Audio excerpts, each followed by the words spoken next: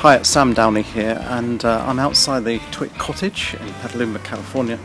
Looks like no one's in, although this is the original TWiT cottage, and so I got to go up to number 140 Keller Street. That's where the brand new TWiT brick house is, and I'm looking forward to to go inside and see what TWiT is actually all about. So join me on this journey to TWiT in Petaluma, California. Hi, I'm Leo Laporte. I'm the Chief TWiT at the TWiT Network. It stands for This Week in Tech, and you'll find us at twit.tv. Netcasts you love. From people you trust. This is TWiT. I've now arrived at the brand new TWiT brick house, and it really is a brick house here in Petaluma. As you can see, here's the main entrance, and so I'm here. I'm going to be in the audience for Mac Break Weekly, and also later for Tech News Today.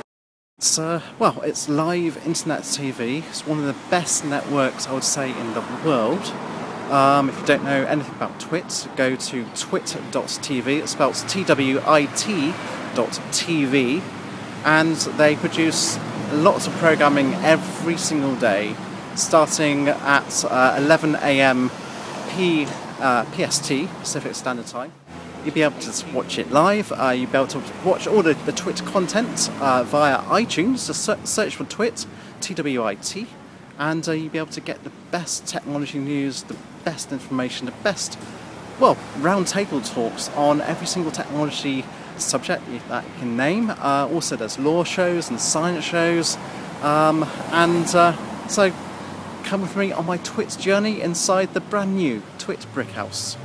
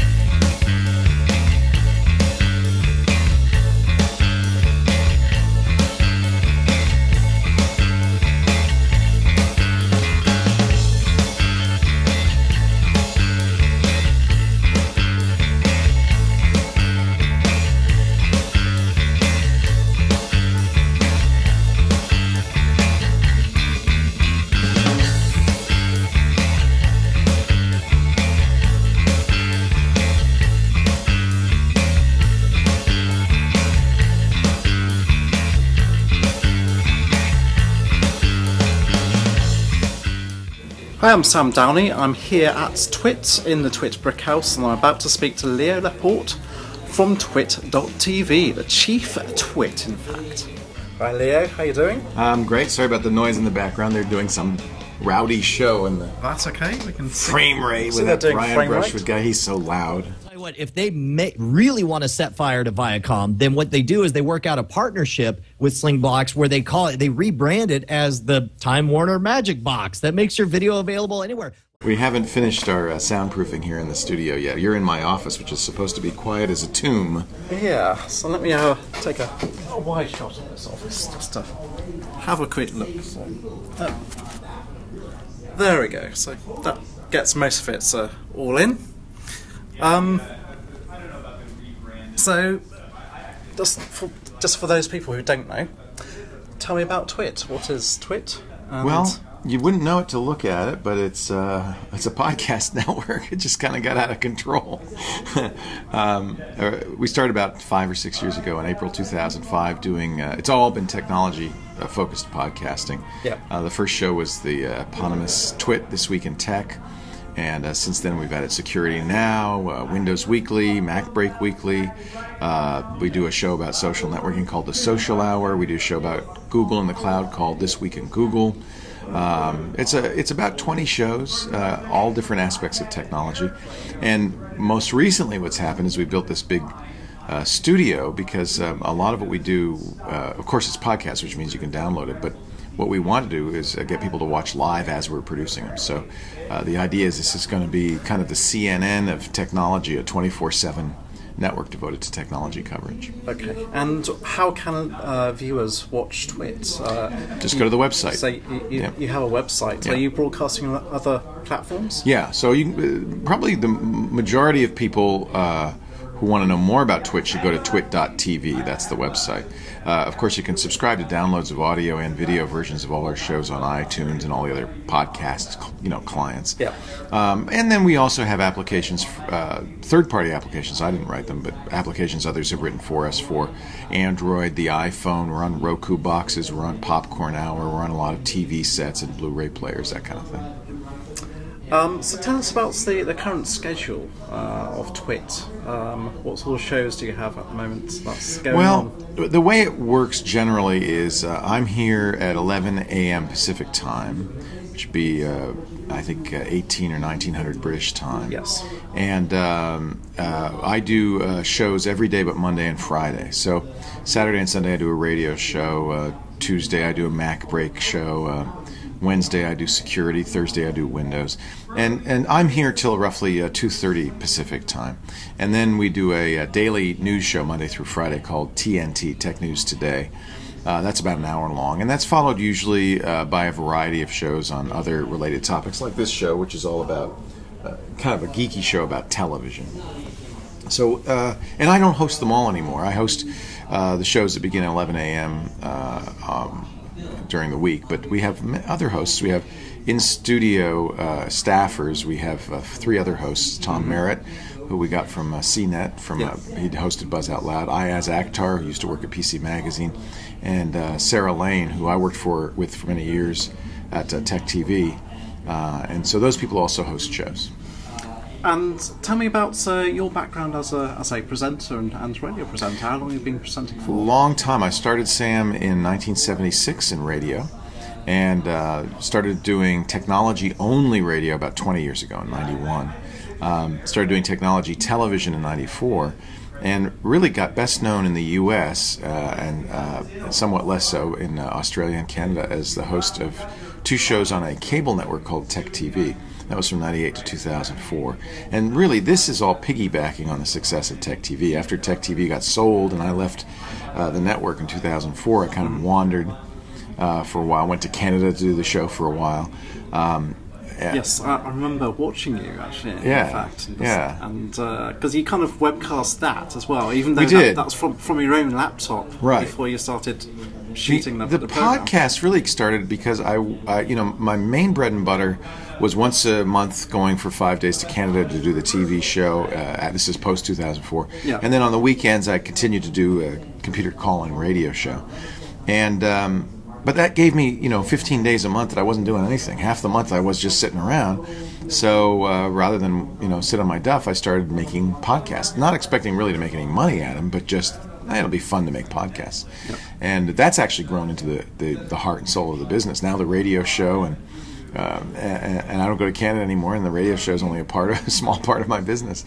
So the podcasts really have taken off. And tell me about some of the sponsors. I mean, for example, in the studio here, we've got Heli microphones. Heil, yeah. Heil, and also their stands and so there's 2 different kinds of sponsorships. There's in-kind sponsorships. Bob Heil is a microphone whiz.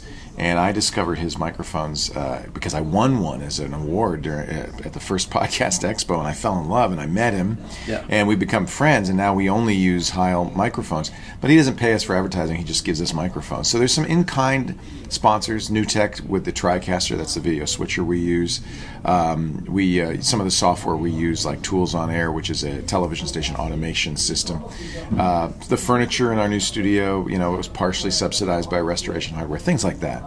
But the revenue for the company really comes from paid advertising, and for that we've been pretty successful. We've managed to find a core group of advertisers who really believe in what we're doing and are very supportive of what we're doing. We try to do 1 commercial every half hour, no more. So no show has more than 3 commercials in it. And these are commercials that you read on air. Yeah, and this is something. It's funny. It's something that's kind of unique. Well, it certainly doesn't happen in Great Britain, and that was. I found that out because when I started doing it, it's actually fairly commonplace in the States, but I get a lot of email from the UK saying, "What are you doing?"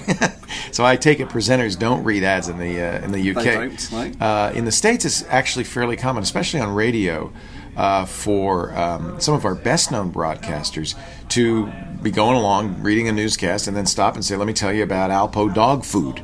It's a great tradition, and so. Coming from a radio background, I wasn't uncomfortable. I found out later that it made others uncomfortable. And certainly what I don't like is that, I'd love it if we didn't have to have advertisers, because there's always that presumption that somehow you're playing favorites with the advertisers. But unfortunately, we do need to monetize, and it's the only way really we could do what we're doing. We're free ad-supported media. Yes. The ads we don't do very many. We don't have very many sponsors. We handpick them for their products that I used before they ever advertised. So I feel comfortable doing the ads. And I know the audience has heard me talk about these companies for a long time. Yep. Companies like Citrix, they do GoToMeeting, online meeting software, and GoToMyPC, remote access software. Ford Motor Cars, I drive a Mustang. Squarespace, which we use for our blog. It's a blogging web hosting company. So those are companies that are aiming at an audience that we serve, the tech enthusiast.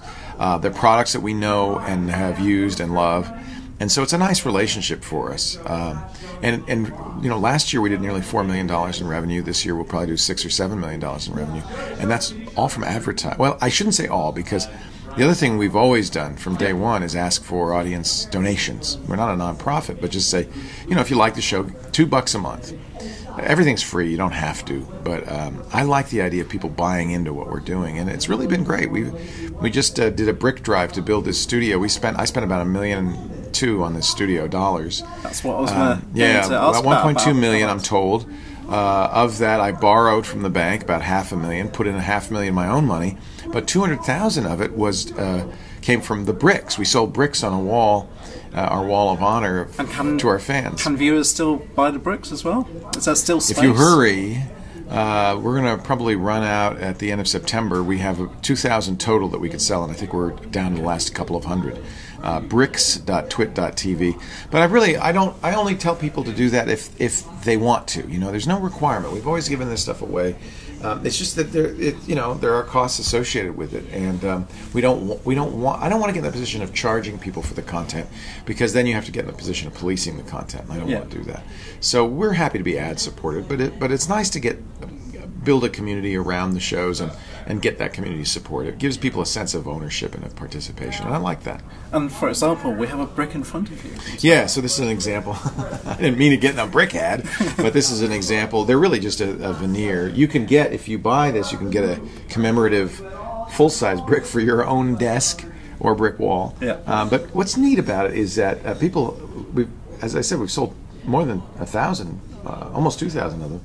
And so there's all these great messages on them, and some of them have been in memorial of people's parents or friends, and some of them are just to plug somebody's website. So that's kind of a fun thing. It was kind of an offhand thought that maybe we should do it, and I'm really glad we did, partly because the money's been very helpful, but also because it really is a great way for people to participate, I think. Tell me about the new studio here, because you're in the TWiT cottage, which is famous for the last few years. The room that you just showed is essentially the same size as the cottage studio was, and we were very limited. I mean, all the shows we did were in here, and it got hard. We have people visit us from all around the world. We have an open door, and so they're welcome to come visit. But we were starting to get pretty crowded with audience members, hosts, and me.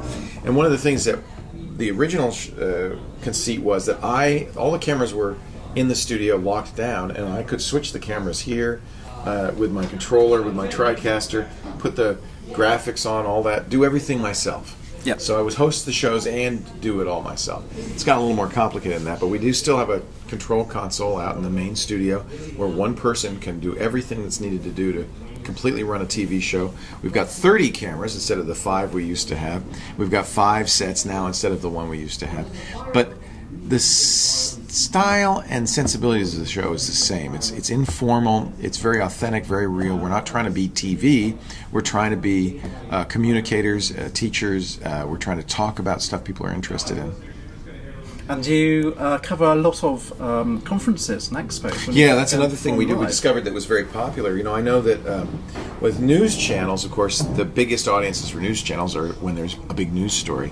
Our big news stories in the technology industry tend to be the trade shows, the Consumer Electronics Show, the National Association of Broadcasters Show, South by Southwest in Austin.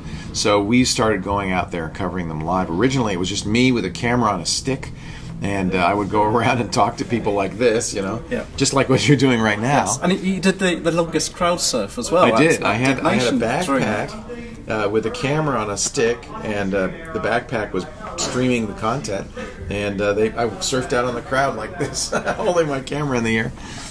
Since then, we've improved a little bit in our production values. We've got booths now, and we bring a number of hosts, and we have a more elaborate production. But the idea is still the same, which is to give you a direct experience of what it would be like to be an attendee at these trade shows. And our audience really seems to enjoy them. Tell me about the technology behind those live webcasts, because you use the live view platform. Yeah, well, everything we do, of course, appears on the internet, not on broadcast television or satellite television, but on the internet. So the advantage of that is it costs us nothing to put those shows out. Yeah. You know, we use Ustream, Justin.tv, BitGravity, these free providers. And we can reach everybody in the world, anybody who has an internet connection. So that's fantastic. The trick is getting that feed out to the internet, and it's one thing to do it here when we have a facility with internet access. We pay a lot of them. We pay several thousand a month for high-speed internet access out of here, so that we can do all the streams and all the shows that we do. But when you get to a trade show, of course, bandwidth becomes very precious. Yes. Generally, we'll ask the trade show organizer to provide us with a T1 or the equivalent. That gives us an initial stream back to the studio where we stream the rest out. But if we're out in the field, if we're crowd surfing or wandering through the town of Austin, or we're covering keynotes or just wandering among the booths at a trade show, we can't count on the trade show's Wi-Fi. Usually that's terrible. We don't have a hard line connection. So we use a product called the Live View, which is kind of neat. It's about $1,500 a month. It consists of a backpack, which is really a PC. Yeah. Inside the PC is room for up to 12 3G or 4G cards, data cards. So usually we use 6 different cards, 2 cards from each of the 3 big providers in the U.S., AT&T, Verizon, and Sprint. And those cards will lock in, and then the box, the secret sauce of the box is it bonds all of those individual 3G connections together into one fat, reliable, more importantly, reliable pipe that we can then stream. So we have an endpoint for that here in the studios. We can be anywhere where we can get 3G access, reliable 3G access from any of the 3 carriers or all 3 at once, and we can stream high-def, very good quality video anywhere. So it's like a satellite truck, but it's on the backpack. It's pretty amazing. So what's been your highlight so far of the last... well, you picked one of them, which was crowd surfing. And I think the biggest highlight really has to be the day we opened the studio, which was only a month and a half ago. This studio is so over the top, so much nicer. You know, I didn't go from a crowded, tiny little studio to a somewhat better studio. I went from a crowded, tiny little studio to Disneyland for geeks. I mean, this thing is amazing. The technology that's in here, yes. The look, I mean, it just looks good. It feels good to work here, and it gives us all these capabilities. And you know, it's a bit of a gamble. I mean, it's $1 million of my own money. We don't have investors. It's all based on the revenue that we've made up to now and my own money. But I believe that there is an audience for technology programming that doesn't patronize the audience, that treats the audience as intelligent, and that treats the audience as peers, as fellow enthusiasts. It's 4 geeks by geeks, and and so I just think that's a niche that needs and deserves to be filled. So it happens to be the niche I like, and it's what I am. So that's what I do, and we've been very fortunate because, God willing, that's been the case. We've had a lot of people watch these shows up. It's about 5 million downloads a month. And let's just remind viewers and listeners one more time about where they can find TWiT's content and all the podcasts and everything. You have URLs, you have Twitter. Just go to twit.tv. That's all you need to do. And even better, if you Google TWiT, I think this is true in the UK as it is in the States, I'm the #1 TWiT. And no, you don't have to write to me and tell me what TWiT means in the UK. I know. I'm still the #1 TWiT. Leo, thank you for talking to me. Thanks, Sam. Thank you, Leo, for talking to me, and It's been really great being here at TWiT in Petaluma. For more information, viewers, you can go to twit.tv, get all the webcasts, get all the podcasts, watch it live. They're on air from 11 o'clock in the morning, that's PDT time or UST, and that stands for Universal Time. All the information is there, twit.tv.